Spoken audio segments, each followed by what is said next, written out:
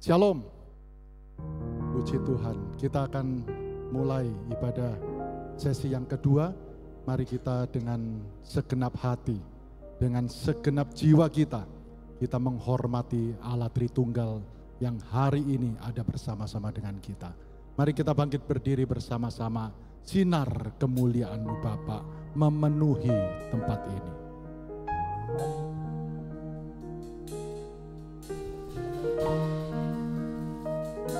Biar dengan penuh kesadaran kita menghormati Dia.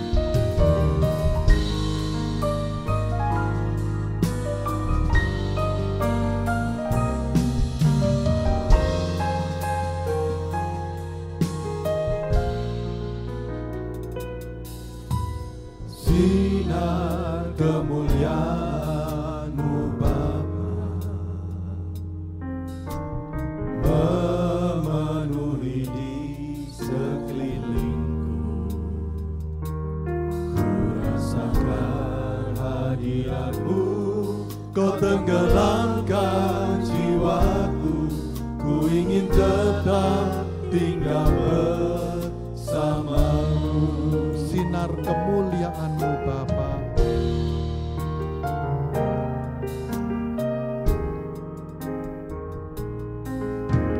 Sinar kemuliaan-Mu Bapa memenuhi di tempat ini, memenuhi di sekelilingku. kami mau menyembah kepada Engkau. Kami mau Kami menghormati hadirat-Mu. Kau tenggelamkan jiwaku. Ku ingin tetap tinggal bersama-Mu. Ku ingin menikmati, Ku ingin tetap di sini, menikmati baik-Mu. Ku ingin tetap di sini dan memandang indah wajah-Mu. Ku ingin tetap di sini, menikmati pelayanan dari Tuhan kita Yesus Kristus. menikmati baik-Mu. Menikmati bagaimana Tuhan mengubahkan hidup kita. Ku ingin Menikmati bagaimana Tuhan mengarahkan hidup kita. dan memandang indah wajah-Mu. Ku ingin tetap di sini dan menikmati Engkau. Ku ingin tetap di sini, Menikmati Engkau Tuhan. menikmati baik-Mu. Kami rindu Ku ingin tetap di sini, dan memandang akan wajah-Mu, indah wajah-Mu. memandang kemuliaan-Mu, memandang indah wajah Tuhan.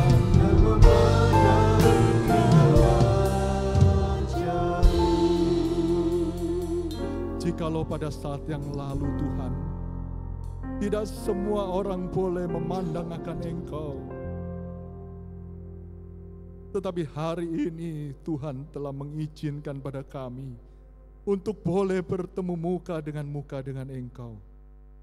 Bahkan kami boleh memandang akan Engkau, dan bukan hanya itu, Engkau mengarahkan wajah-Mu kepada kami manusia berdosa.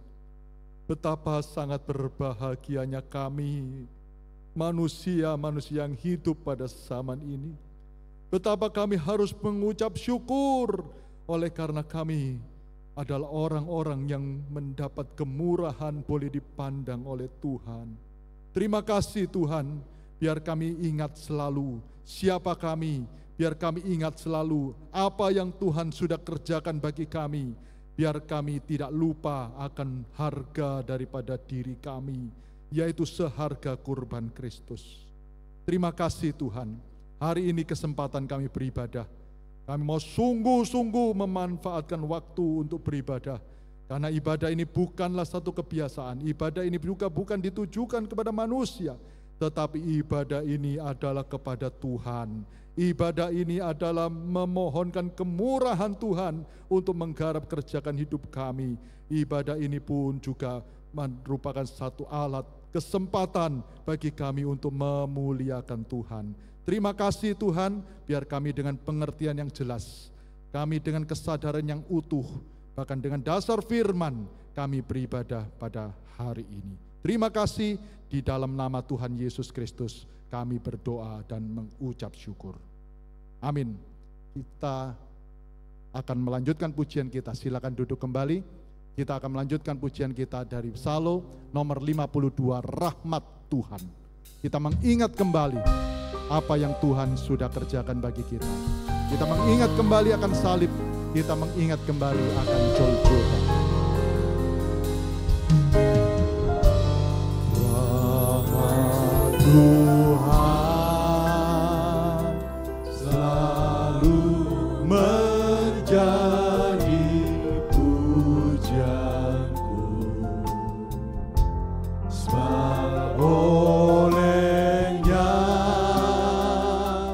ku telah dibebaskan.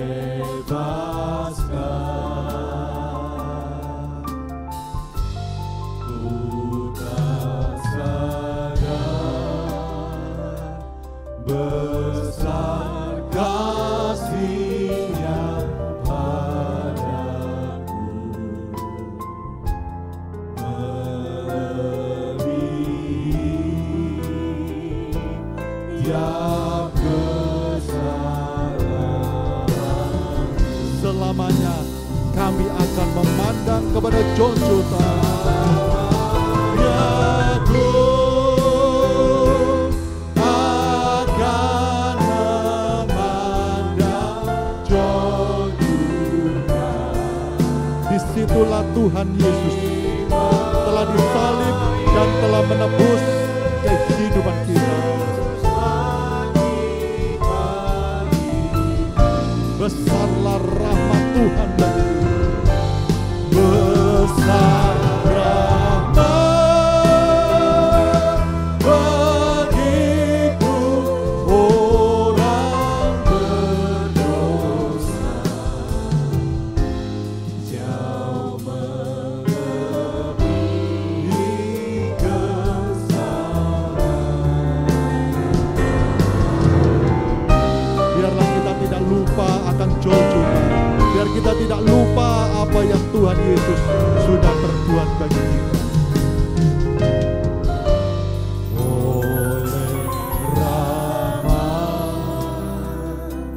Tuhan mengangkat hidupku. Mari dengan tegas. Inilah kita yang telah berada di dalam lembah kenistaan.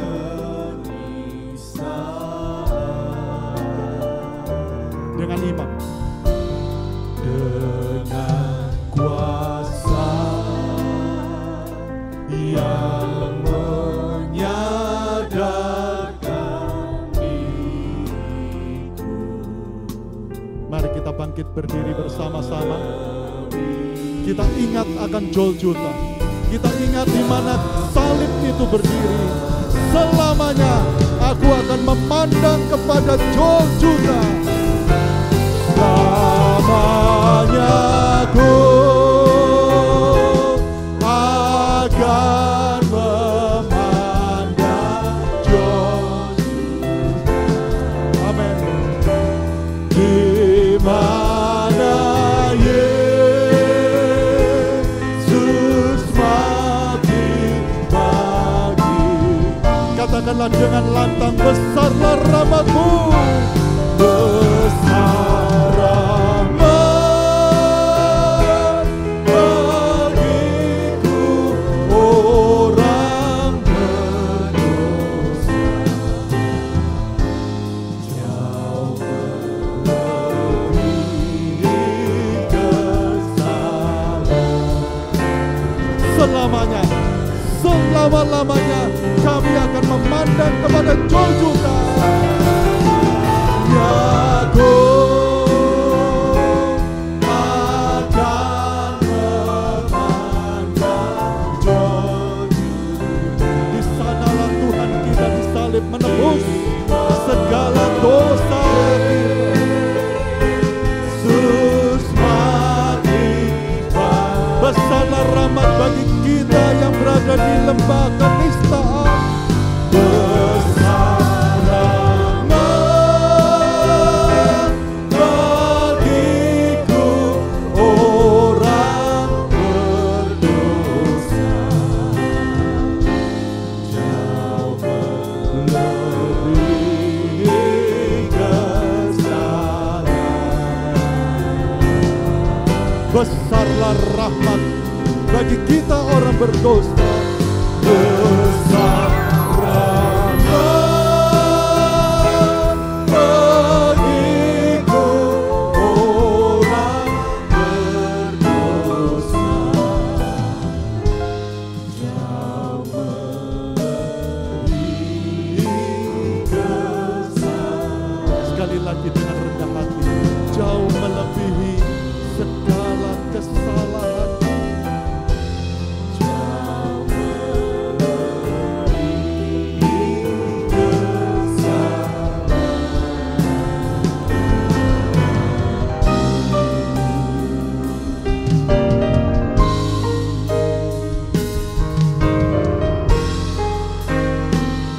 Silakan duduk kembali. Itulah yang Tuhan kita sudah lakukan. Turun dari sorga ke dalam dunia. Bukan untuk senang-senang, tetapi untuk menderita mati bagi kita. Kita bangga memiliki Tuhan yang seperti itu. Dialah yang maha tinggi, dialah yang maha suci, dialah Yesus.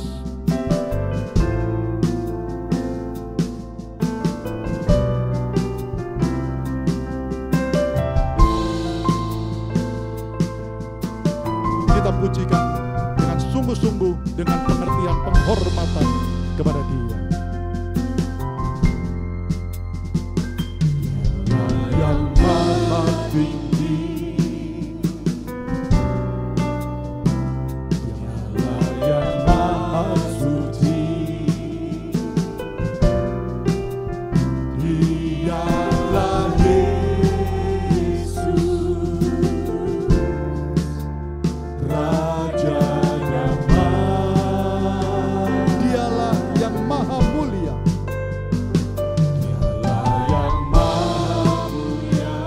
Dia maha besar.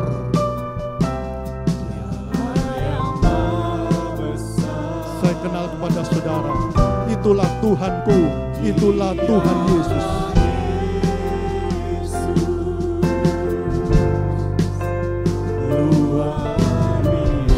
Kami bangga memiliki Allah seperti itu. Kami bangga memiliki Allah seperti itu. Kami bahagia menjadi milikmu. Kami muliakan, kami tinggikan, kami agungkan namamu Yesus. Kami bangga memiliki Allah seperti-Mu. Kami bahagia menjadi milik-Mu. Kami memuji, kami menyembah kepada-Mu Yesus. Katakanlah kepada sesamamu, Dialah yang maha tinggi, Dialah yang maha suci.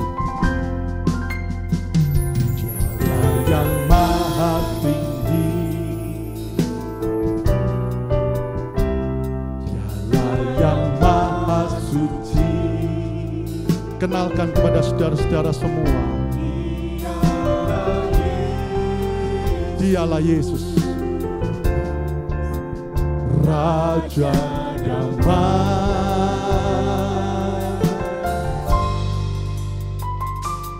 Dialah yang maha mulia. Tuhanku maha besar. Saya katakan pada saudara, dialah Yesus. Dialah Tuhan saya yang luar biasa. Katakanlah kepada Tuhan, kami bangga kepadamu Tuhan. Kami bangga memiliki Allah sepertimu. Kami bahagia menjadi milikmu. Kami muliakan, kami tinggikan, kami agungkan namamu Yesus. Kami bangga padamu Tuhan. Kami bangga memiliki Allah sepertimu. Kami bahagia menjadi milikmu. Kami memuji, kami menyembah kepadamu. Mari kita bangkit berdiri bersama-sama, nyatakan kebanggaanmu kepada Tuhan. Kami bangga memiliki Allah sepertimu. Kami bahagia menjadi milikmu. Kami muliakan, kami tinggikan, kami agungkan namamu Yesus. Kami bangga, kami bangga, kami bangga memiliki Allah sepertimu. Kami bahagia menjadi milikmu. Kami memuji, kami menyembah kepadamu Yesus. Kami memuji, kami memuji, kami menyembah kepadamu Yesus. Sekali lagi kami memuji dan kami menyembah hanya kepada Tuhan Yesus. Kami memuji, kami menyembah kepadamu Yesus. Segala pujian dan hormat hanya bagi Tuhan kita Yesus Kristus. Amin. Saudara-saudara bangga memiliki Tuhan seperti itu. Saudara bangga punya Tuhan yang menebus saudara, bukan hanya mencipta tetapi juga menjaga saudara, menebus ketika saudara berada dalam dosa. Itulah Tuhan kita Yesus Kristus. Mari kita kenalkan itu kepada dunia. Kita kenalkan pada bangsa-bangsa dengan pimpinan daripada Roh Kudus. Api kemuliaan Tuhan membakar hidup kita, membakar apa yang kita punya untuk boleh berkobar-kobar mewartakan Yesus yang tersalib. Haleluya. Dengarkanlah suara nabi memanggil semua umatnya dari seluruh penjuru datang untuk menyembah. Dengarkanlah suara nabi, dia memanggil umat Tuhan, memanggil kita semua yang ada di tempat ini, mengangkat tinggi kaki, bersiap maju janganlah lengah. Yesus panglima kita, kenakan semua senjata Allah dalam kuasa Roh Kudus. Nyatakanlah api kemuliaan Tuhan, amin, tercurah dari surga, penuhi kami semua, bangkitlah gerejanya, api kemuliaannya tercurah dari surga. Beritakan pada dunia bahwa Yesuslah Raja segala raja. Dengarkanlah suara nafiri, hai umat Tuhan. Dengarkanlah panggilan Tuhan, hai gereja Tuhan. Haleluya. Dengarkanlah suara nabi memanggil semua umatnya dari seluruh penjuru panggilan untuk kita. Inilah panggilan untuk gereja Tuhan. Wartakanlah Yesus, nyatakanlah Kristus, karena Dialah Tuhan kita. Bersiap maju, janganlah lengah, Yesus panglima kita. Kenakan semua senjata Allah dalam kuasa Roh Kudus. Mari kita dengan serukan, api kemuliaan-Nya tercurah dari surga, penuhi kami semua. Bangkitlah gereja Tuhan, nyatakanlah kemuliaan Tuhan Yesus. Haleluya. Beritakan pada dunia bahwa Yesuslah Raja segalanya. Api kemuliaan Tuhan turun bagi kita. Api kemuliaan-Nya tercurah dari surga, penuhi kami semua. Bangkitlah gereja-Nya. Api kemuliaan Tuhan tercurah dari surga. Beritakan pada dunia bahwa Yesuslah Raja segala raja. Yesuslah Raja segala raja. Segala raja, segala pujian hanya bagi Tuhan. Kita tundukkan kepala dan kita akan memberikan persembahan bagi Tuhan. Dan berterima kasih Tuhan untuk segala kebaikan dan kemurahan-Mu sepanjang hari ini Tuhan. Sekarang Tuhan kami akan memberikan persembahan bagi pekerjaan-Mu di tempat ini. Layakkan kami dan apa yang kami berikan ialah semuanya untuk kemuliaan dan keagungan nama-Mu. Di dalam nama Tuhan Yesus Kristus kami beralaskan doa kami. Amin. Saya persilakan pelayan-pelayan persembahan untuk menjalankan tugasnya. Kita akan pujikan pujian Ku Naikkan Syukur.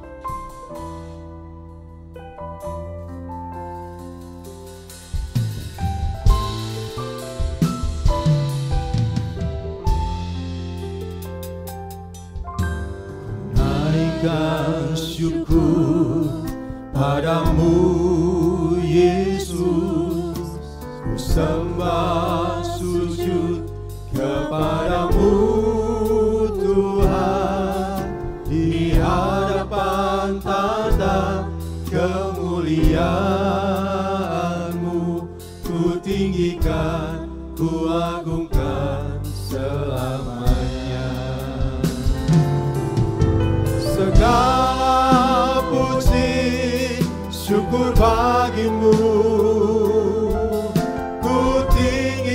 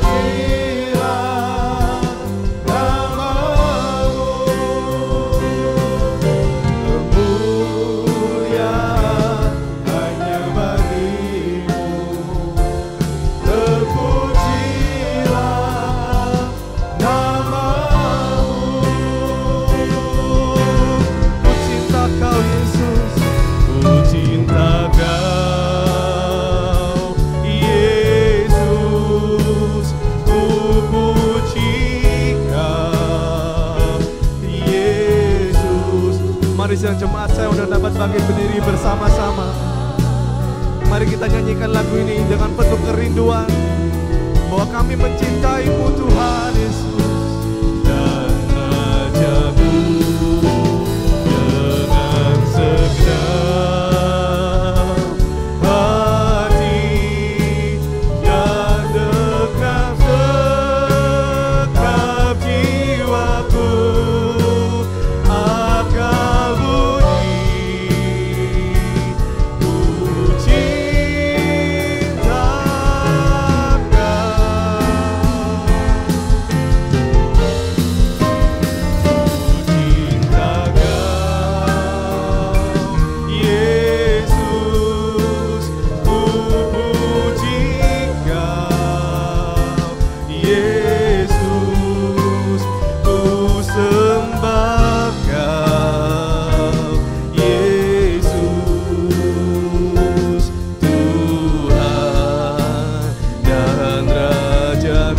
Dengan segenap hati, segenap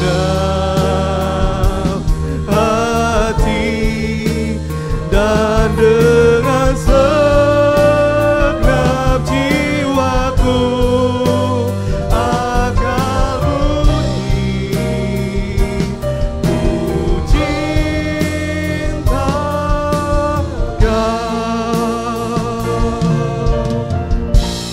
Kau saja yang suci, Kau saja yang layak. Dan pelayanan selanjutnya saya serahkan pada hamba-Mu. Terima sembah Yesus, Kau Tuhan, Kau saja yang suci, Kau saja yang suci, Kau saja yang layak, Kau layak Tuhan, terima sembah. Katakanlah dengan lebih tegas, Kau saja yang suci, Kau saja yang layak. Haleluya. Kau saja yang suci, Kau yang layak Tuhan.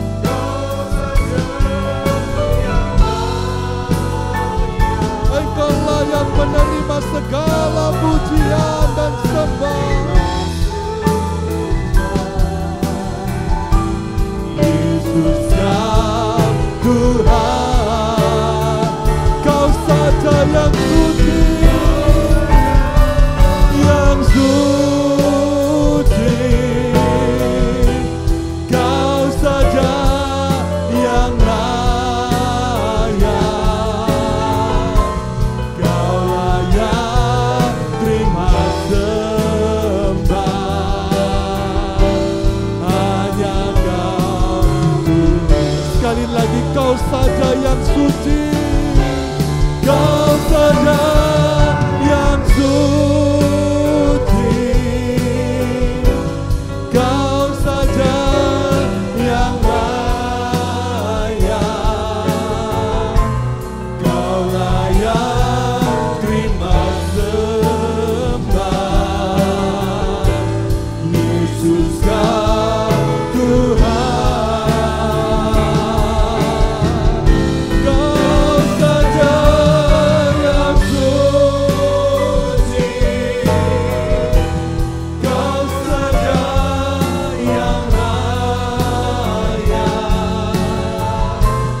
Kau layak terima sembah, hanya Kau Tuhan. Hanya Engkau yang layak, hanya Engkau yang suci, hanya Engkau yang layak untuk menerima segala sembah, hormat, pujian kami, Tuhan. Kami bersyukur Engkau telah menyatakan diri-Mu kepada kami, sehingga tidak sesat kami memuji, sehingga tidak salah kami memuja. Kiranya semua pujian yang telah kami naikkan berkenan di hadapan-Mu Tuhan, sebab hanya Engkau yang layak. Dan saat ini juga Tuhan, hanya Engkau yang layak untuk berfirman. Hamba-Mu hanya menyampaikan firman-Mu, kiranya tidak satu pun yang keluar dari mulut hamba-Mu ini yang berasal dari hamba-Mu sendiri, tetapi semuanya berasal dari Engkau Tuhan. Karena umat-Mu membutuhkan firman-Mu, umat-Mu membutuhkan kekuatan dari Engkau, bukan motivasi yang kosong dari seorang manusia, tetapi firman yang hidup, yang berkarya di dalam kehidupan kami. Terima kasih Tuhan. Kami menyambut firman-Mu di dalam nama Tuhan Yesus Kristus. Amin. Amin. Silakan duduk saudara sekalian. Dari tempat ini saya sampaikan selamat siang dan shalom. Shalom. Ya, hari ini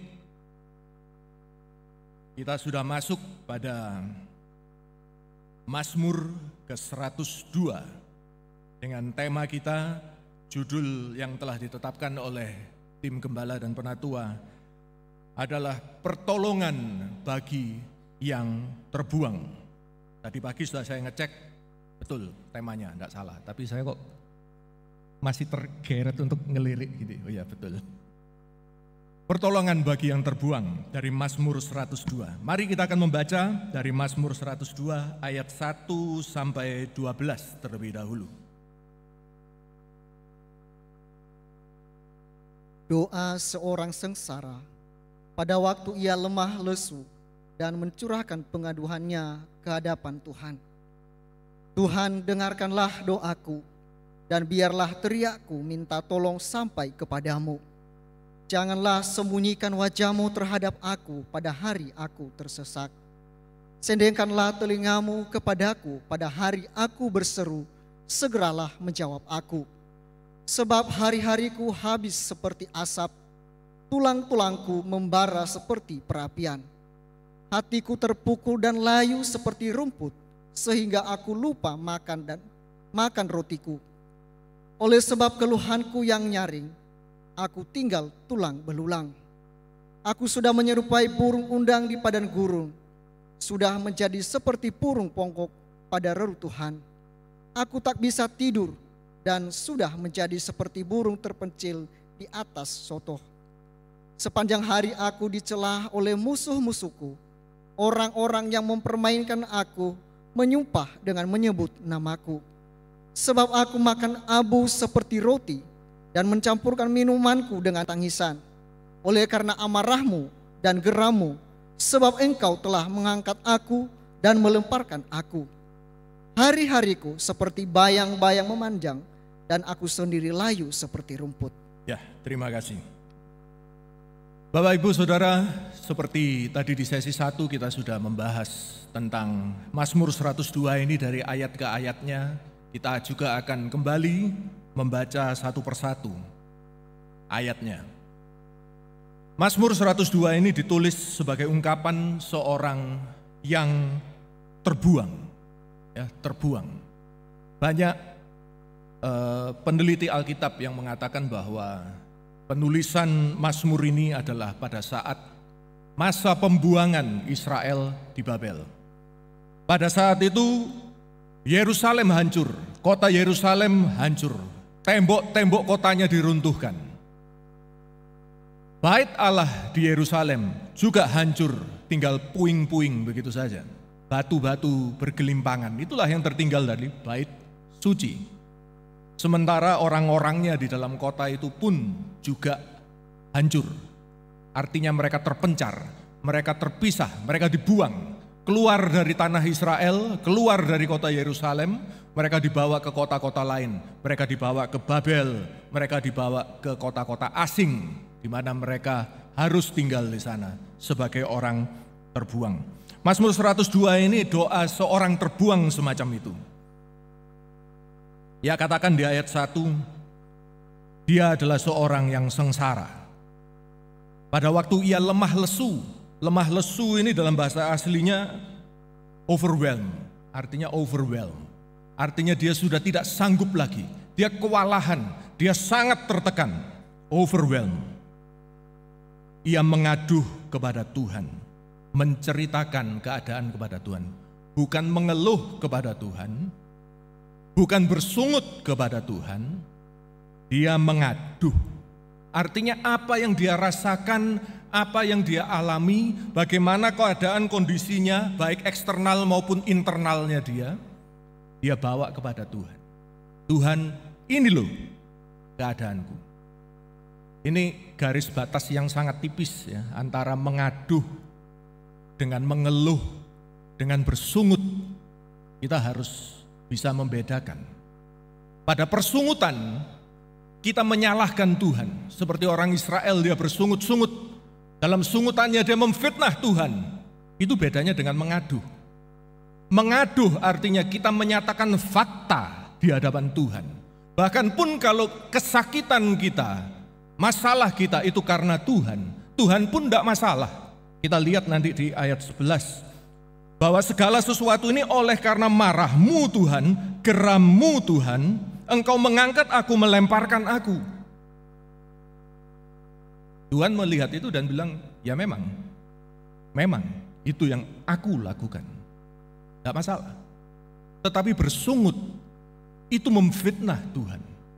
Seperti bangsa Israel waktu dia keluar dari Mesir, menghadapi Laut Kolsom. Mereka bingung bagaimana mereka bisa hidup, karena di belakang sudah ada pasukan Mesir hendak membunuh mereka. Maka mereka bersungut. Apa kata kesungutan mereka? Ini fitnahnya. Dia bilang apa? Mereka bilang apa? Apa enggak ada kuburan di Mesir sehingga kami harus keluar di sini supaya mati? Ini fitnah pada Tuhan, bahwa Tuhan hendak mengeluarkan mereka dari Mesir untuk membunuh mereka di tengah jalan. Ini persungutan yang Tuhan tidak suka. Demikian juga waktu di padang gurun tidak ada makanan. Demikian juga di padang gurun waktu tidak ada air. Omongannya itu selalu sama. Koyo gak ono kuburan nang Mesir. Kalau mau mati nang kene nang Mesir enak Pak, cek iso kita masih bisa mati sambil makan sup. Mati sambil makan daging di dalam kuah. Kalau di sini nggak ada yang bisa dimakan, mati kelaparan pula. Inilah fitnah, inilah sungutan. Mari kita belajar membedakan antara kata-kata kita di dalam keluhan kita. Apa yang keluar itu pengaduhan, atau yang keluar itu fitnah, sungut kepada Tuhan. Ini yang kita pelajari di ayat pertama. Di ayat kedua, di situ dikatakan Tuhan, T-U-H-A-N besar semua.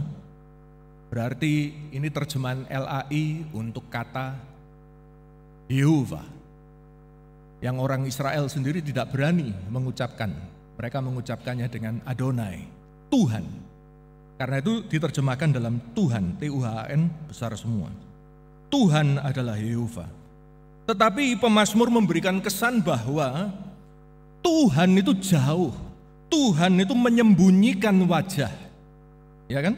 Di situ dilihat, dengar doaku, biar teriakku minta tolong sampai kepadamu. Ayat 3, jangan sembunyikan wajahmu terhadap aku pada hari aku tersesat.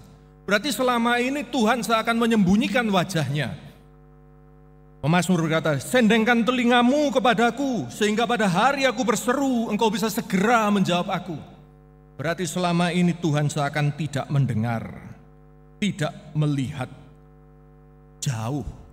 Ini kesan dari pemazmur. Bapak Ibu Saudara, bicara tentang wajah Tuhan, ini menjadi pengertian kita bersama. Wajah Tuhan.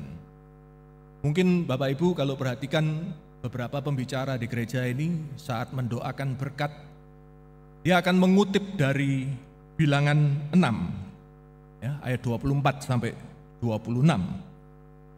Di situ Tuhan memerintahkan Harun, jika engkau memberkati orang Israel, kamu harus mengatakan begini, Tuhan memberkati engkau dan melindungi engkau.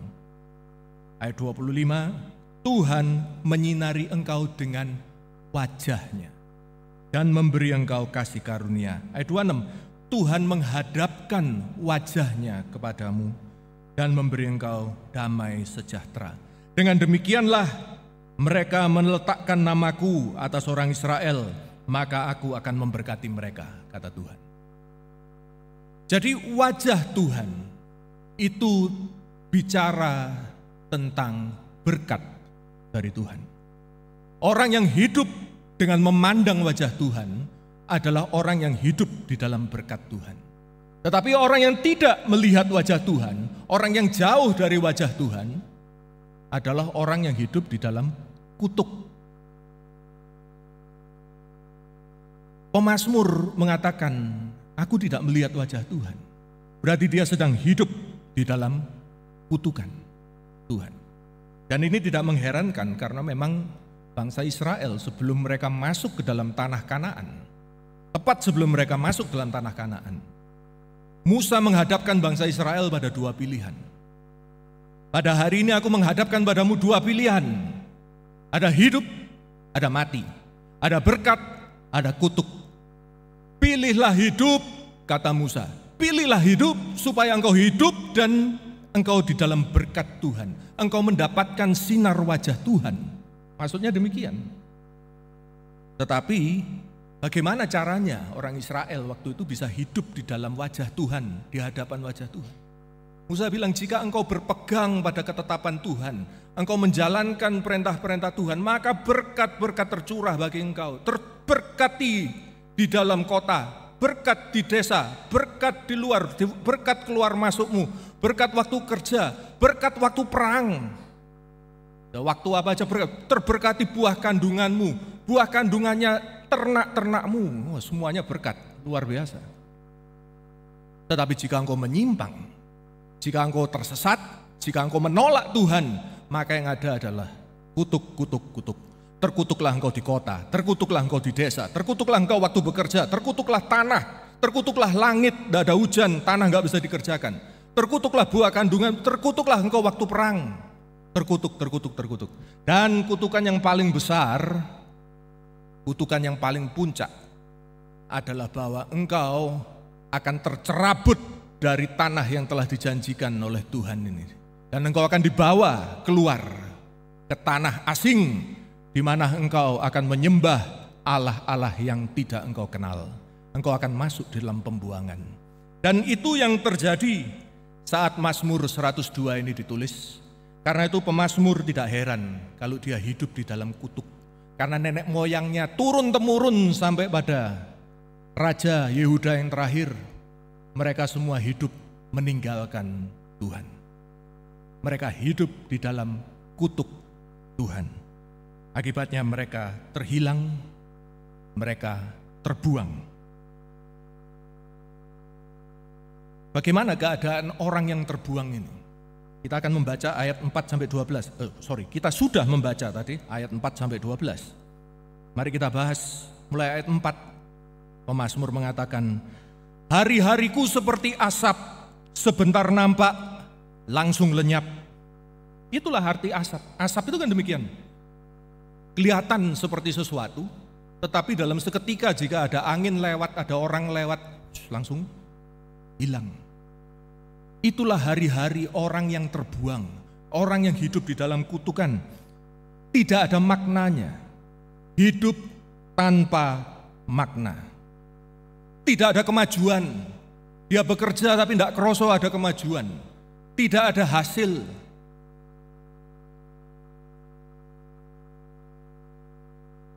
Saya mau cerita ini tapi gimana? Opa saya, ini berarti papanya papa saya. Papa saya pernah cerita, opa itu orang yang sangat pinter, orang yang sangat cerdas, pinter cari duit. Tapi anehnya tidak pernah sugih.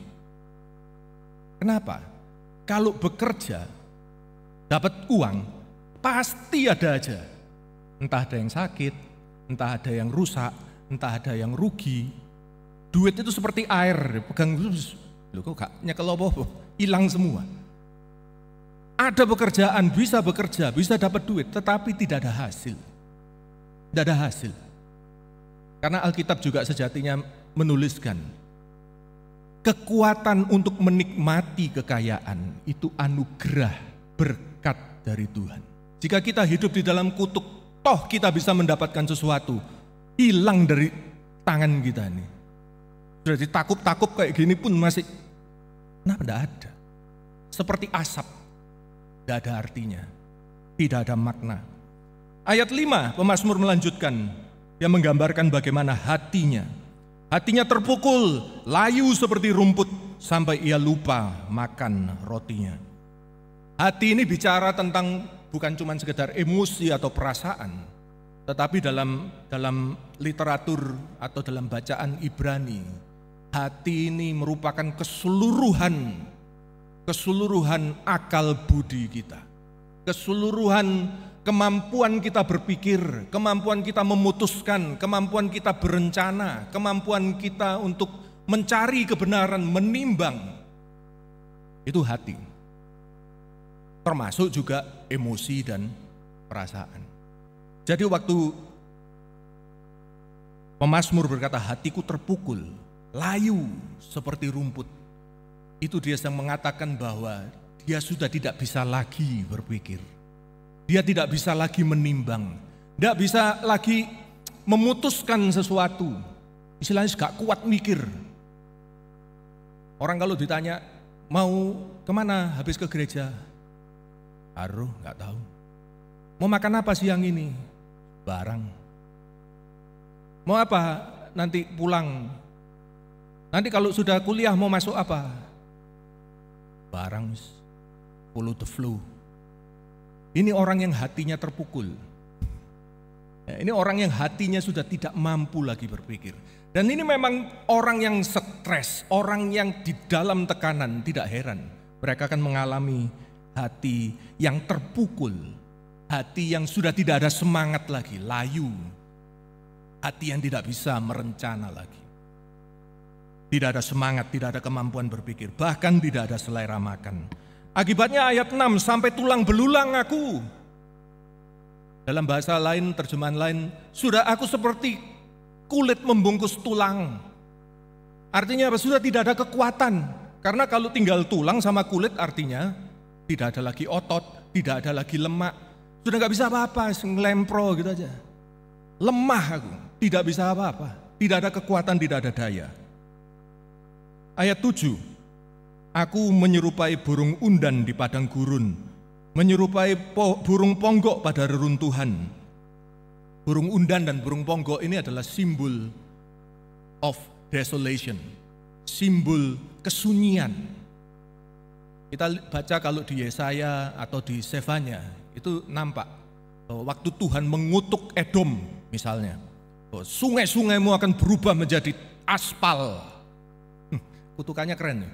Sungaimu akan berubah jadi aspal, tanah-tanahmu berubah jadi belerang, terbakar siang dan malam dan tidak akan pernah padam. Wah, keren banget. Tetapi terus tidak akan pernah ditinggali lagi daerah itu, kata Tuhan. Yang ada apa? Yang ada hanya burung undan dan burung ponggok. Jadi burung undan dan burung ponggok itu burung yang ada pada tempat-tempat yang sunyi, tidak ada orang lagi di sana. Mereka yang menghuni. Tetapi pemazmur bilang apa? Aku itu burungnya. Tidak ada orang mau di sana, aku terpaksa di sana. Sunyi sepi, tidak ada orang lain kecuali aku. Aku terbuang di dalam kutukan Tuhan. Ini perkataan Mazmur. Bahkan ayat 8, aku tidak bisa tidur. Tidak ada perhentian. Tidak ada pemulihan secara batinnya. Tidak bisa tidur. Dan dikatakan apa? Aku seperti burung terpencil di atas sotoh. Dalam terjemahan lain itu burung pipit sendirian di atas sotoh rumah. Kita tahu bahwa burung pipit itu biasanya kalau berkeliaran kan selalu dalam kelompok ya. Ada temannya. Kalau dia jentrek di atasnya kabel telepon gitu kan, kabel listrik, tidak kesetrum ya. Itu gimana kalau tidak kesetrum Pak Oscar? Tapi di situ tidak mungkin sendirian, biasanya kan 2, 3, 4, 10 gitu. Tetapi dia katakan, aku seperti burung kecil, tidak bisa apa-apa, tapi aku sendirian. Dia benar-benar sunyi, sepi, sendiri, tidak ada teman, tidak ada perhentian. Ayat 9, sepanjang hari aku dicela oleh musuh-musuh. Orang mempermainkan aku menyumpah dengan menyebut namaku. tidak ada damai. Yang ada hanya permusuhan, yang ada hanya pelecehan. Kiri kanan dilokno orang, dihina orang, diusir orang, bahkan disumpahi orang. Tidak ada damai. Ayat 10. Sebab aku makan abu seperti roti. Tadi dikatakan aku lupa makan rotiku, tapi yang aku makan adalah abu. Abu itu aku makan seperti roti dan mencampur minumanku dengan tangisan. Orang kalau berduka cita di dalam adat Ibrani, yang mereka lakukan adalah mereka duduk di atas abu. Kemudian mereka mengenakan pakaian, pakaian berkabung. Dia robek pakaian itu, dia ambil abu, dia lempar ke atas, dia taruh di atas kepalanya, lempar lagi. Pokoknya abu di mana-mana. Dan ini sudah dari hari ke hari yang dia lakukan adalah berduka cita. Sehingga abu ini yang dilempar itu yang masuk dalam mulutnya. Makanan sehari-harinya adalah duka cita. Minuman sehari-harinya adalah air mata. Itu duka cita yang sudah merasuk. Dia makan, masuk, mendarah daging. Itulah orang yang terbuang. Tidak ada sukacita. Ayat 11 tadi kita sudah baca.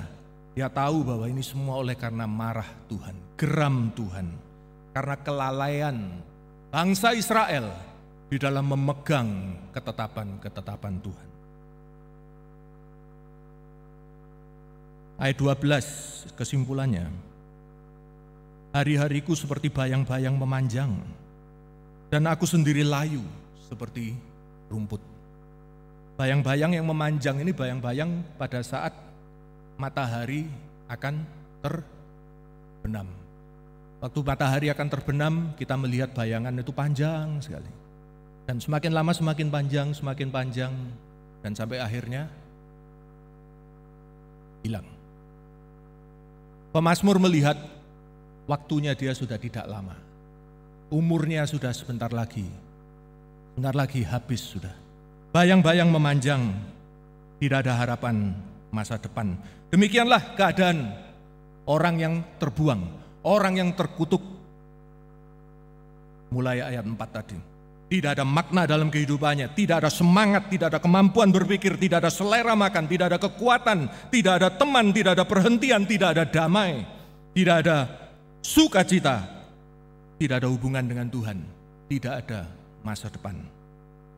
Apakah engkau terhitung di dalam kumpulan orang terbuang semacam ini? Saya betul-betul berharap tidak ada di antara kita yang seperti ini. Tetapi sedikit banyak dari kesaksian-kesaksian, dari apapun yang pernah terjadi dalam kehidupan saya pribadi sekalipun, kadang kita masuk di dalam perasaan kategori semacam ini. Kita merasa terhitung di dalam kumpulan orang terbuang.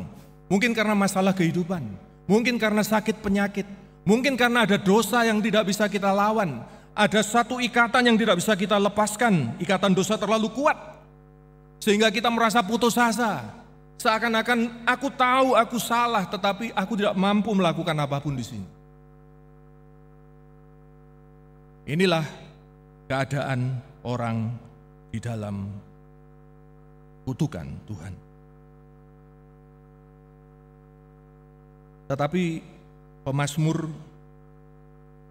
meskipun dia tidak punya segala macam itu, tidak punya kekuatan lagi, tidak punya masa depan, satu hal yang dia punya iman.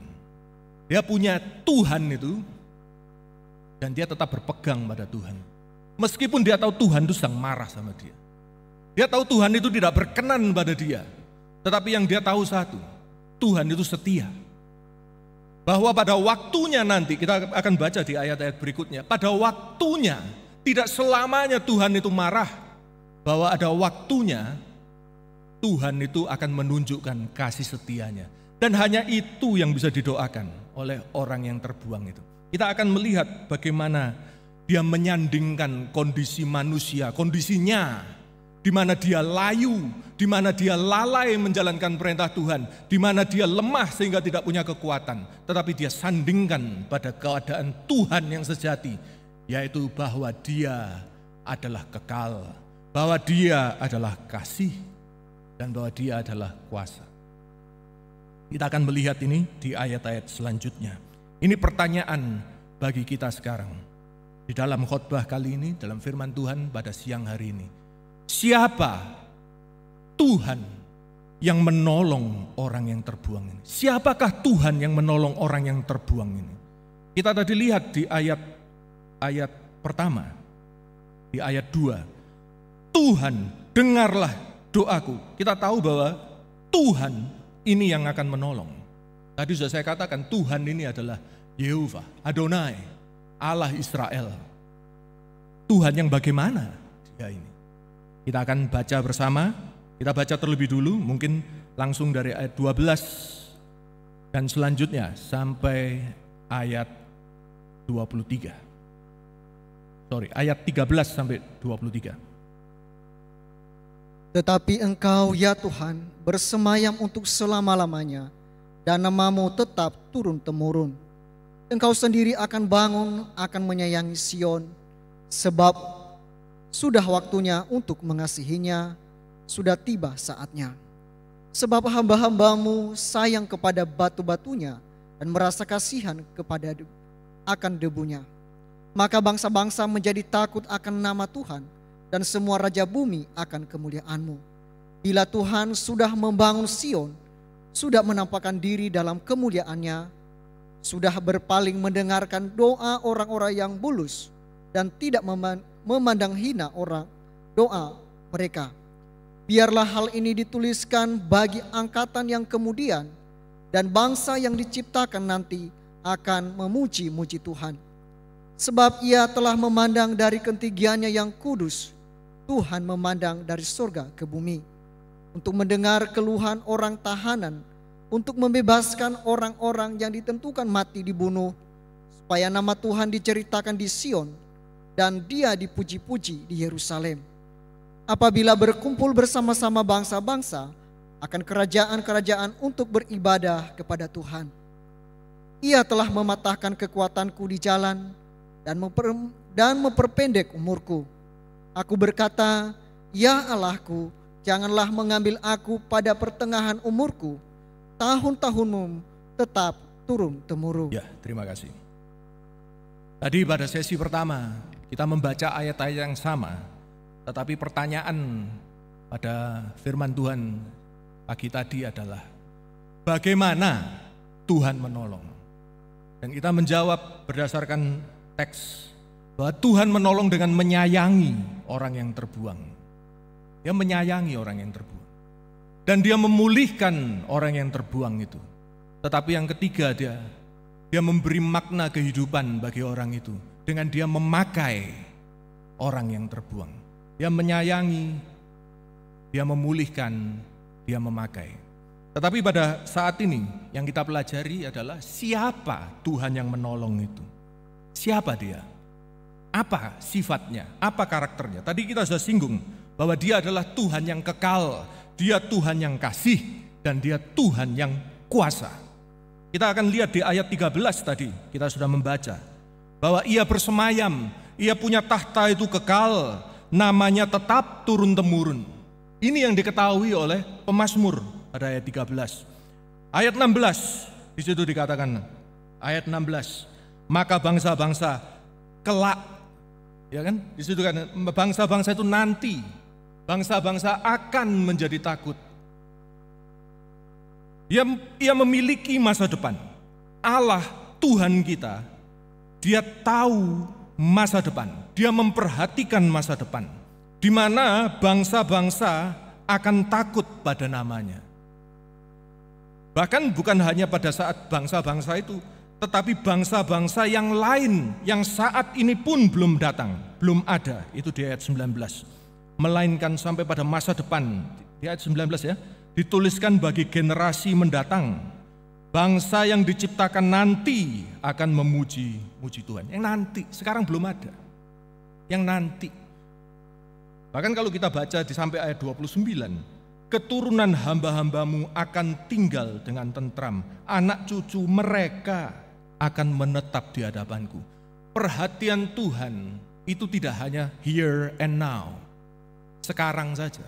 Tetapi Tuhan itu kekal. Dia punya perhatian sampai pada masa depan. Pertanyaan buat kita, apakah kita juga berpikir di dalam kerangka pikir yang sama dengan Tuhan yang kekal? Apakah kita di dalam keterpurukan kita, keterbuangan kita hanya berpikir tentang kondisi kita sekarang? Bagaimana kita lepas dari kondisi sekarang tanpa memperhatikan konsekuensi tindakan kita, konsekuensi solusi kita, action kita membawa dampak untuk masa depan. Karena itu action kita harus memperhatikan apakah action ini membawa kemuliaan bagi nama Tuhan nanti. Bagaimana action kita sekarang ditiru oleh anak-anak kita nanti. Bagaimana action kita sekarang ditiru oleh adik-adik rohani kita nanti. Mari kita juga berpikir seperti Allah berpikir di dalam kerangka kekekalan. Yang kedua, bahwa Allah itu adalah, Tuhan itu adalah kasih. Kita melihat di ayat 14. Di situ dikatakan, Ia menyayangi Sion. Ia menyayangi Sion. Menyayangi ini adalah extension, adalah hasil dari kasih setia Tuhan. Kita sudah belajar minggu-minggu yang lalu. Saat kita bicara mengenai kasih Tuhan, itu bukan kita tidak bicara mengenai kasih yang melibatkan hanya emosi, feeling, tetapi kita bicara tentang komitmen, kita bicara tentang kesetiaan. Itu yang memungkinkan bahwa bangsa Israel walaupun dia sudah terpisah dari Tuhan, sesat dari jalannya Tuhan, bahkan sudah ada di dalam kutuknya Tuhan, kasih setia Tuhan masih menjamin bahwa dia pada saatnya akan dikembalikan kepada Tuhan. Tuhan sendiri akan mencari dia. Seperti yang diyakini oleh pemazmur di ayat 14 ini tadi, Engkaulah yang bangkit menyayangi Sion. Saya bacakan dari TB2 ini. Sebab sudah waktunya untuk mengasihaninya, sudah tiba waktu yang ditetapkan. Tetapi kasih Tuhan ini butuh respon dari kita, yaitu ayat 15. Sebab hamba-hambamu menyayangi batu-batunya. Jadi selalu demikian, waktu Tuhan menyatakan kekekalannya, apakah kita berpikir di dalam kekekalannya? Waktu Tuhan menyatakan kasihnya kepada Sion, dia juga mempertanyakan apakah kita hamba-hamba Tuhan menyayangi batu puing-puing Sion. Di dalam 1 Petrus 2 ayat 5, Petrus mengatakan, engkau adalah batu hidup yang dilibatkan dalam proyek pembangunan rumah Tuhan. Demikian juga batu-batu di Sion itu, mereka adalah batu-batu untuk rumah Tuhan. Karena itu hamba-hamba Tuhan hendaknya menyayangi, mengasihi batu-batu itu. Bagaimana dengan kita di sini? Apakah kita hamba-hamba Tuhan yang juga menyayangi kehidupan tiap orang yang ada di sini sebagai batu-batu hidup? Atau karena satu saat kita pernah tersandung oleh batu itu, terantuk kaki kita, keseleo pergelangan kita, kemudian kita bilang, batu ini lebih baik tidak di sini, keluarkan. Atau karena kita merasa batu yang satu ini terlalu keras, tegar tengkuk, bebal, kandani gak kena, lebih baik kita hancurkan dia menjadi debu. Ini mari kita mengkoreksi kehidupan kita. Apakah kita pun adalah hamba Tuhan yang menyayangi batu-batu ini? Atau kita hanya penikmat Tuhan? Ini tadi di sesi 1 kita juga bahas. Apakah kita hanya menikmati Tuhan? Mari datang ke gereja, rasakan kehadiran Tuhan. Loh, ke gereja kok merasakan kehadiran Tuhan? Apakah itu yang kamu cari? Ke gereja hanya untuk merasakan kehadiran Tuhan?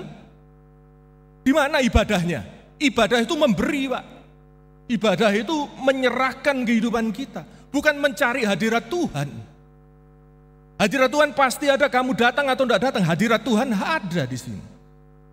Jika engkau datang hanya untuk menikmati, engkau bukan hamba Tuhan, engkau customer, Pak. Engkau customernya Tuhan. Dan nanti sebagai customer kita akan milih, oh ini hadirat Tuhan kurang ekstrim. Di situ hadirat Tuhan lebih kerasa karena orang sampai geblak. Di sini orang sampai nyongsop. Di sini orang bisa terbang. Wah, kenapa enggak cari yang bisa terbang sekali? Kelihatannya lucu, tetapi ini yang terjadi, Pak. Banyak orang-orang Kristen akhirnya tidak puas di dalam gereja. Mereka pergi pada kepercayaan lain. Mereka pergi pada meditasi karena mendapatkan sensasi yang lebih baik. Mereka adalah customer Tuhan, bukan hamba Tuhan. Sebagai customer Tuhan, kita berhak mengkritik. Kita berhak menendang batu yang menghalangi jalan. Kita berhak menyingkirkan batu yang membuat kita duduk rasanya sakit. Tetapi sebagai hamba Tuhan, kita dipanggil untuk mencintai batu-batu ini. Mari kita perhatikan kondisi kita. Hamba atau customer. Hamba tidak bisa komplain. Customer boleh komplain. Selama saudara masih berpikir saya berhak komplain di gereja ini, saudara customer. Loh, tapi kalau pelayanan memang tidak bagus bagaimana? Masukan, silakan. Mari kita bersama-sama berunding, bersama-sama kita berupaya mengusahakan yang terbaik. Tetapi tadi saya sudah menyoroti beda komplain dengan mengaduh. Mari kita perhatikan, apakah kita mengeluh atau kita bersungut? Customer yang tidak terkendali lidahnya, dia bersungut-sungut menjadi bad review di Google, dimanapun. Tetapi hamba Tuhan mencari solusi, mencari jalan karena ia mencintai rumah Tuhan. Ini yang kedua, bahwa Tuhan itu kasih. Mari kita juga berpikir di dalam kerangka kasih.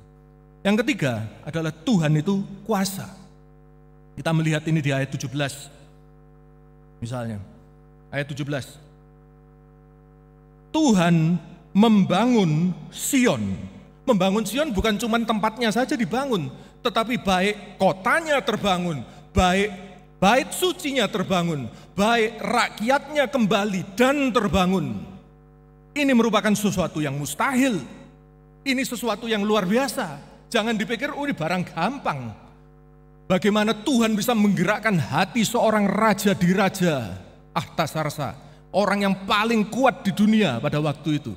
Hatinya disentil oleh Tuhan dan dia bisa tergerak untuk mengizinkan orang Yahudi kembali. Ini aja sudah luar biasa.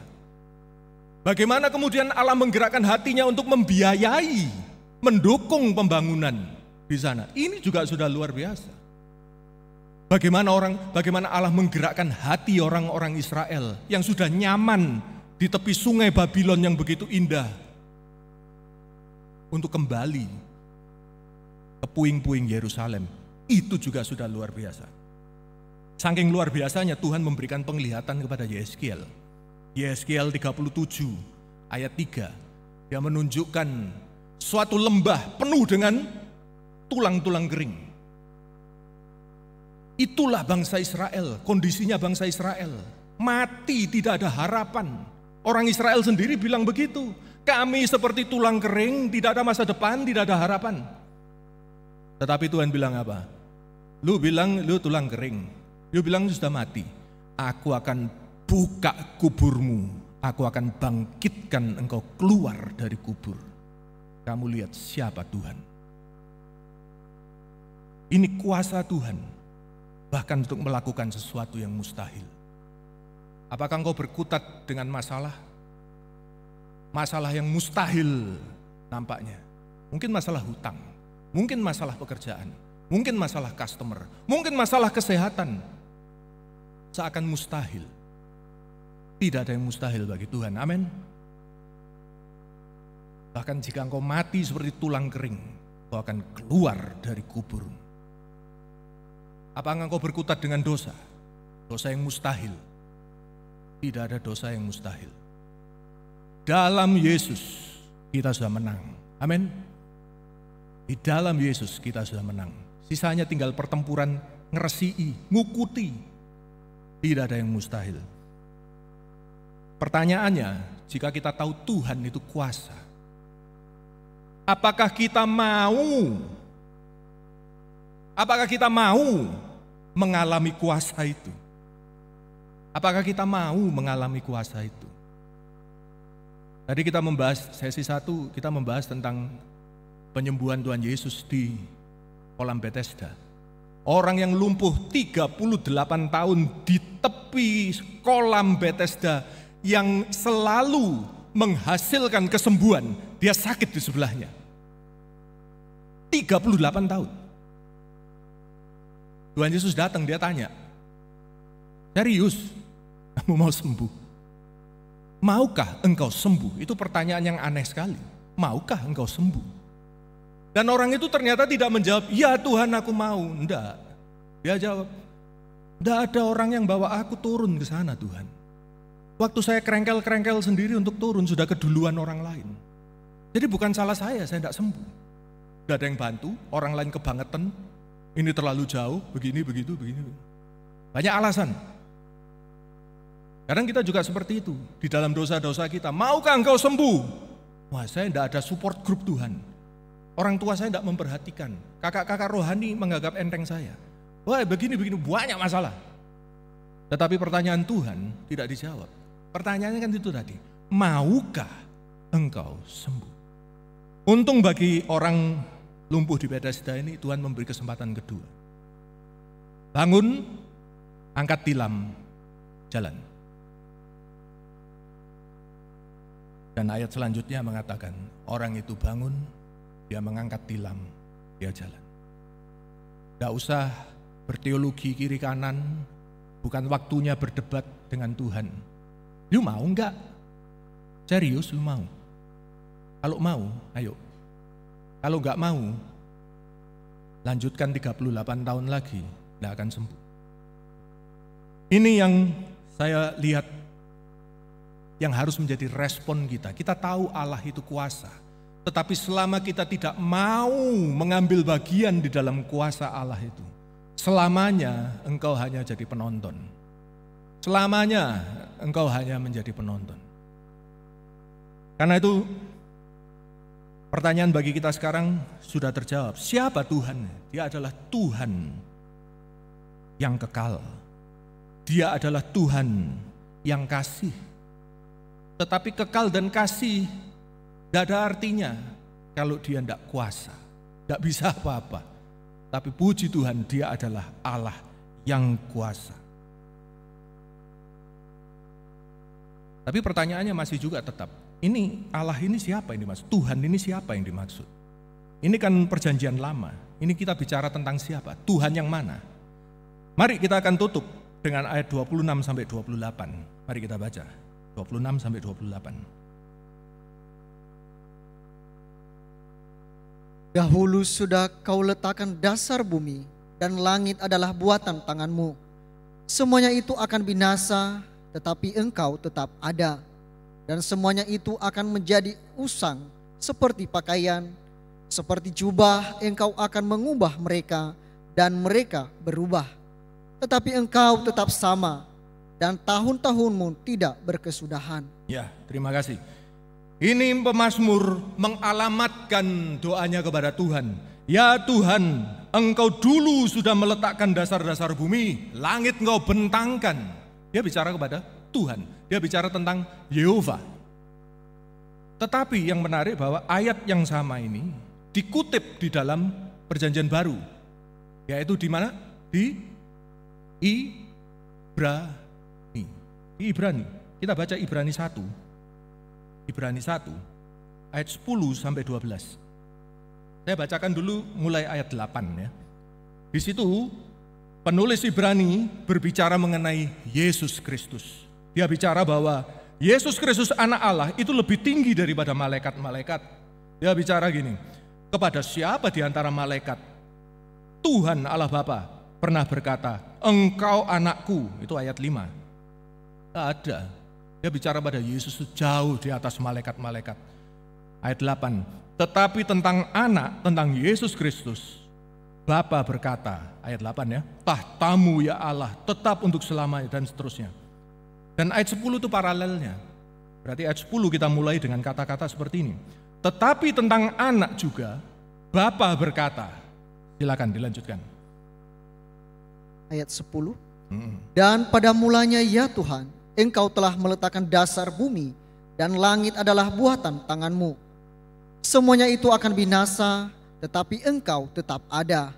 Dan semuanya itu akan menjadi usang seperti pakaian, seperti jubah akan Engkau gulungkan mereka, dan seperti persalinan mereka akan diubah, tetapi Engkau tetap sama dan tahun-tahunmu tidak berkesudahan. Terima kasih. Kata-kata yang persis sama di Mazmur 102 yang menuju kepada Allah. Itu dipakai oleh penulis penulis Ibrani.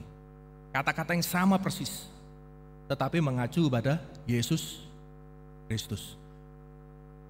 Kalau saudara masih bimbang, Tuhan Yesus itu betul Allah atau bukan? Sekarang kan belakangan banyak kontroversi kan. Oh, Tuhan Yesus bukan Allah, Tuhan Yesus ciptaan. Tuhan Yesus itu Allah yang lebih kecil.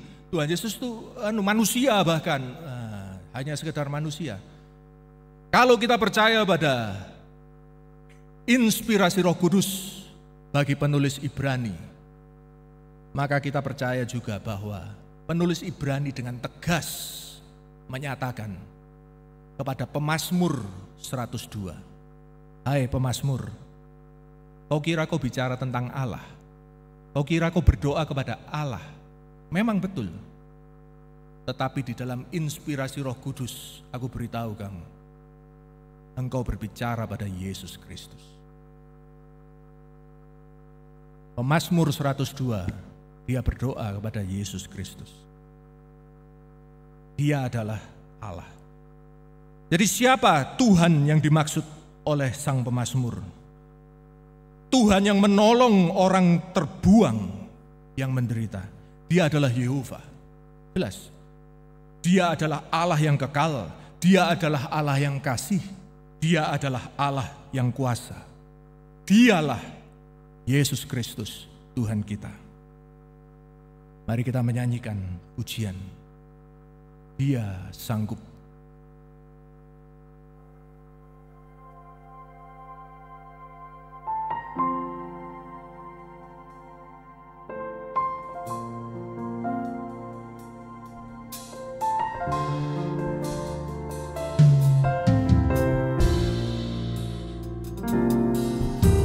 Yesus Tuhan, mulialah namanya. Yesus Allahku, besar kasih-Nya. Dahulu, sekarang, dan sampai selamanya. Kasih-Nya tak pernah berubah. Yesus Tuhan, mulialah namanya. Yesus Allahku, besar kuasa-Nya. Dahulu, sekarang, dan sampai selamanya. Kuasa-Nya tak pernah berubah. Dia sanggup, Yesus sanggup melakukan perkara yang besar. Dia sanggup, Yesus sanggup menyembuhkan yang terluka, menyembuhkan yang menderita.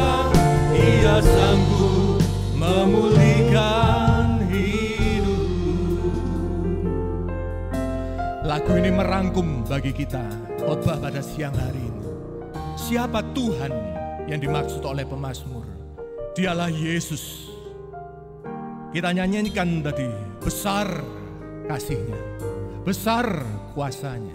Dan dari dulu, sekarang, dan sampai selamanya, kuasa-Nya, kasih-Nya tidak pernah berubah. Ini yang kita nyanyikan. Karena itu di dalam keadaan apapun kita saat ini, kita boleh yakin bahwa Dia sanggup, Yesus sanggup melakukan perkara yang besar. Tetapi pemazmur, dia tidak memaksakan dirinya di hadapan Tuhan. Dia katakan, Tuhan, hidupku seperti bayang-bayang sudah memanjang. Waktuku sudah hampir. Engkau sudah memotong kekuatanku di tengah jalan. Kalau boleh Tuhan, jangan cabut nyawaku, supaya aku bisa melihat pemulihan-Mu yang luar biasa. Tetapi dia percaya di ayat-ayat terakhir, bahwa Engkau Allah yang kekal, bahwa di hadapan-Mu kelak Tuhan, anak-anak hamba-Mu akan berdiam. Cucu-cucu dari anak-anak hamba-Mu akan establish, akan tenang, akan mantap di hadapan hadirat-Mu. Dia tidak memaksakan diri, dia berserah kepada Tuhan yang dia tahu adalah kasih, untuk memakai kekekalannya sesuai kedaulatannya, mendatangkan pemulihan bagi kita pada waktunya. Mari dengan iman semacam ini iman semacam Sadrah, Mesah, dan Abednego. Sekalipun Engkau tidak menolong, aku tetap beriman percaya pada Engkau Tuhan. Dengan iman semacam ini mari kita bangkit berdiri, kita kembali menyanyikan. Yesus Tuhan, mulialah namanya. Yesus Allah, besar kasih-Nya. Dahulu, sekarang, sampai selamanya. Kasih-Nya tak pernah berubah. Yesus Tuhan, mulia nama-Mu.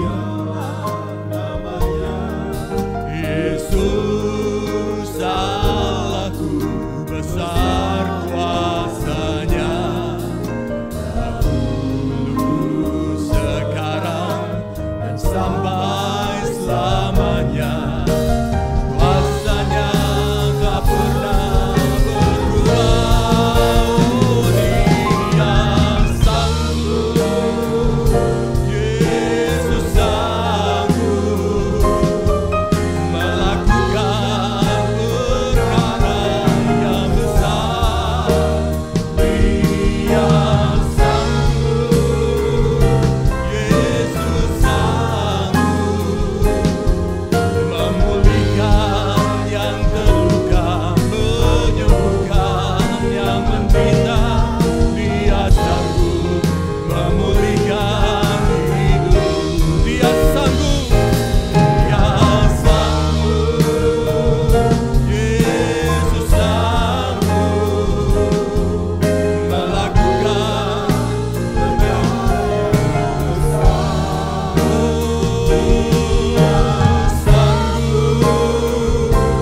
Yesus sanggup memulihkan yang terluka, menyembuhkan yang menderita.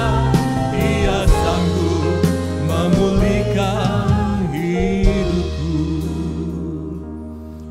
Mari kita persiapkan tubuh dan darah Kristus.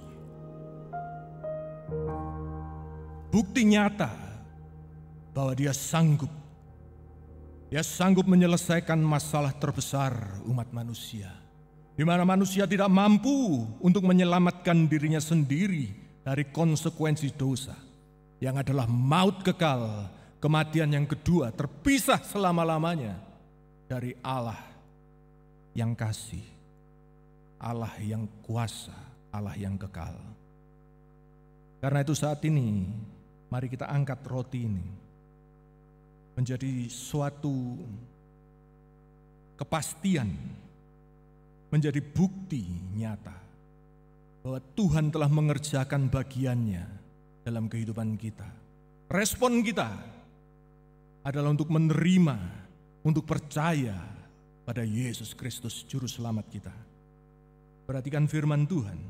Sebab apa yang telah kuteruskan kepadamu telah aku terima dari Tuhan, yaitu bahwa Tuhan Yesus pada malam waktu Ia diserahkan mengambil roti, dan sesudah itu Ia mengucap syukur atasnya. Ia memecah-mecahkannya dan berkata, inilah tubuhku yang diserahkan bagi kamu. Perbuatlah ini menjadi peringatan akan aku. Mari kita makan bersama dalam nama Tuhan Yesus Kristus.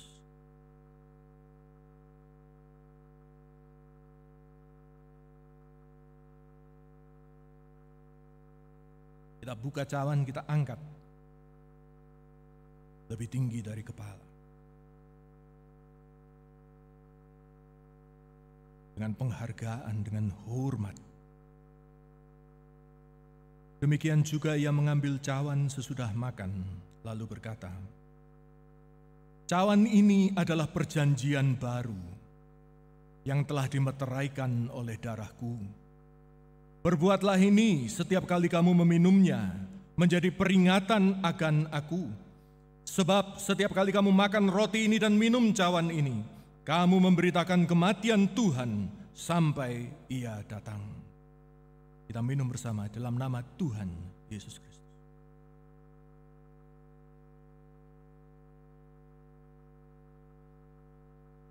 Dia sanggup, Yesus sanggup melakukan perkara yang besar. Dia sanggup, Yesus sanggup memulihkan yang terluka, menyembuhkan yang menderita. Dia sanggup memulihkan hidup. Dia sanggup. Saya undang Bapak Pendeta membantu David Wells untuk memimpin kita dalam doa. Perkara yang besar, Dia sanggup, Yesus sanggup. Ya Tuhan, menyembuhkan yang menderita. Dia sanggup memulihkan hidup. Sungguh kami mengucap syukur Tuhan, penampilan firman-Mu, bahwa Engkau menyatakan pribadi-Mu, di mana kami harus beriman kepada Engkau, seperti pemazmur mempercayakan kepada Tuhan dalam keterpurukannya, dalam segala pesimistis hidupnya, tetapi memandang Engkau sumber pertolongan yang akan memulihkan keadaannya. Tuhan, iman semacam itu biarlah Tuhan juga karuniakan kepada kami. Pada jemaat-Mu yang hadir pada siang hari ini, dengan segala masalah yang sedang dibawanya, bila juga dibawa kepadamu, dengan memandang Engkau adalah sumber pertolongan. Jangan ada yang tinggal dalam keterpurukannya, tetapi biarlah iman yang ditambatkan kepada Engkau boleh membangun motivasinya, boleh membangun keyakinannya, dan akan bangkit untuk menjalani hidup bahwa Engkau akan menolong, akan memulihkan. Tuhan, keadaan yang buruk seizin Engkau bisa saja kami alami, tetapi kami memandang pertolongan pada waktunya. Kami akan menikmati keadaan kekal yang Tuhan sudah pulihkan. Tuhan memuliakan kehidupan kami. Terima kasih Tuhan, firman-Mu sangat memberkati pada hari ini, menguatkan kehidupan kami. Berkati hamba-Mu Bapak Arnold yang sudah membagikan firman-Mu dengan pemakaian-Mu yang bertambah-tambah. Dan kami akan pulang juga dengan membawa berkat ilahi yang dari Tuhan. Kami percaya Tuhan mendengar syukur kami. Di dalam nama Tuhan Yesus Kristus kami berdoa. Amin.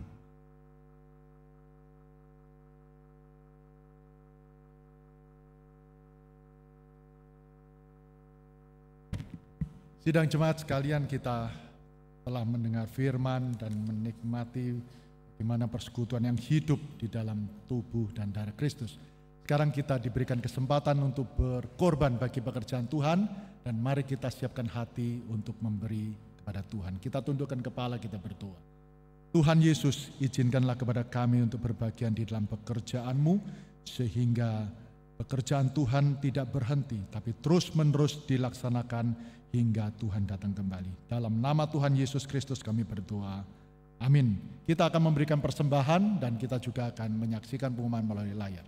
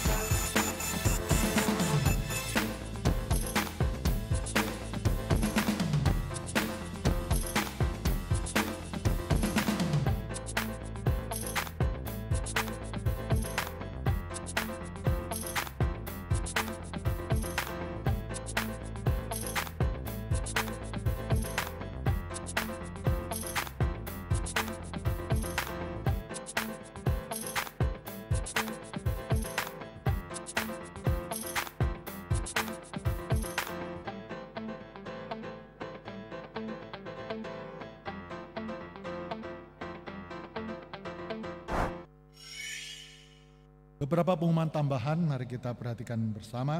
Dukung dalam doa dan dana bagi pelayanan tim misi G dan perintisan GKGA terkait pelayanan penjangkauan jiwa bagi komunitas kaum marginal di Trenggalek, Tulungagung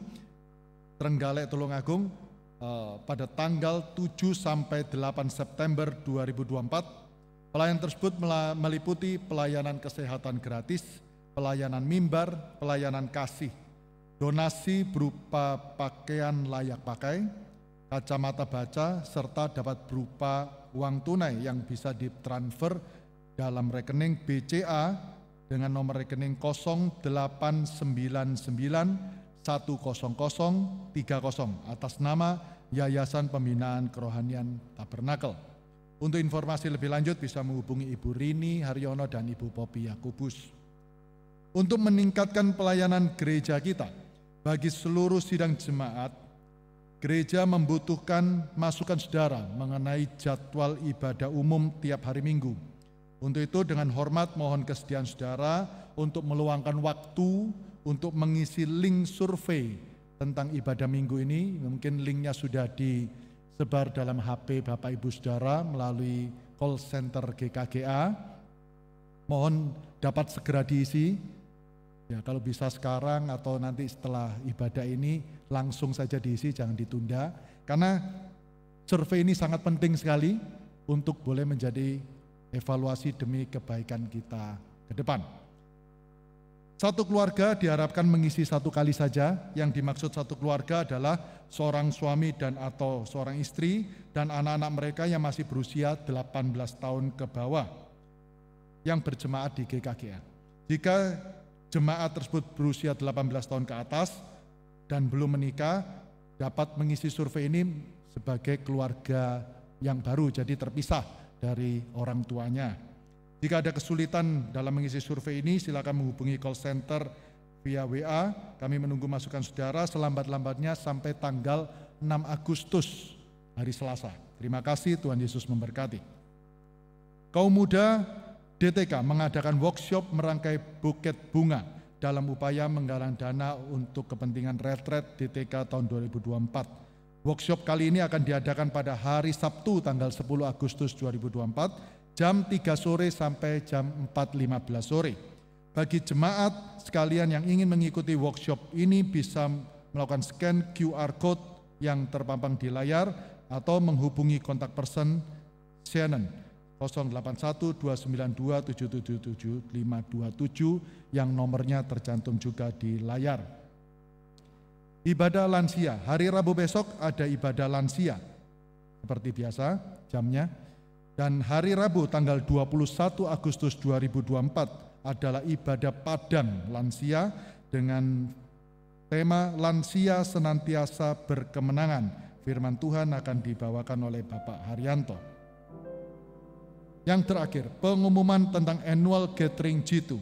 Shalom sidang jemaat, kembali akan diadakan annual gathering G2 2024 bertemakan Living with God in Freedom pada tanggal 17 Agustus 2024 di Villa King Trawas jam 8.30 sampai jam 14.00. Seluruh sidang jemaat beserta keluarga yang tergabung dalam G2 dapat mengikuti acara ini. Dan untuk pendaftaran serta informasi lebih lanjut bisa menghubungi ketua G2 di wilayah saudara masing-masing. Dan apabila sidang jemaat ada tergerak untuk memberikan dukungan dana, dapat mentransfer ke rekening BCA 1874304100100 atas nama Yeti Tandali. Terima kasih, Tuhan Yesus memberkati. Kita akan menyelesaikan ibadah kita pada siang hari ini. Mari kita bangkit berdiri bersama-sama dan kita akan menerima berkat.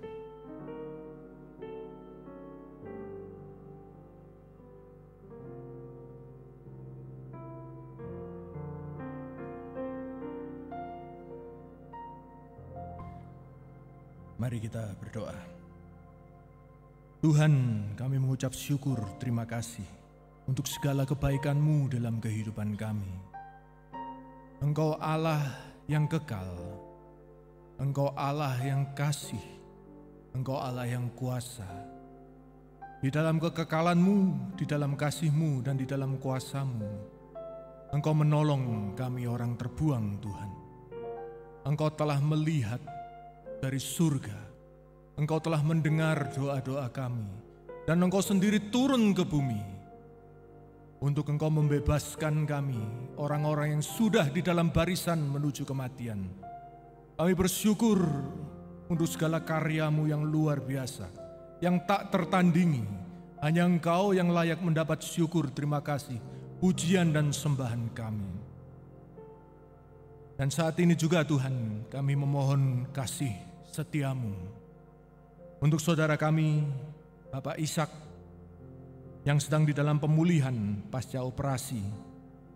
Begitu hamba-Mu ini diperhatikan oleh Komsel G2 Barat 2 yang telah Engkau tetapkan menjadi komunitas, yang telah Engkau tetapkan menjadi pendamping, yang Engkau tetapkan menjadi hamba-hamba-Mu untuk memperhatikan. Kiranya Tuhan Engkau memberikan kesembuhan yang sempurna bagi Bapak Ishak. Engkau berikan pendampingan sehingga imannya dari hari ke hari semakin sempurna.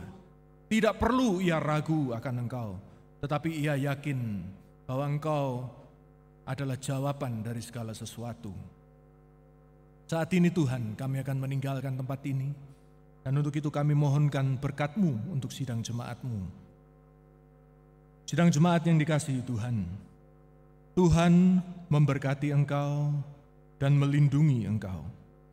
Tuhan menyinari engkau dengan wajah-Nya dan memberi engkau kasih karunia. Tuhan menghadapkan wajah-Nya kepadamu dan memberi engkau damai sejahtera.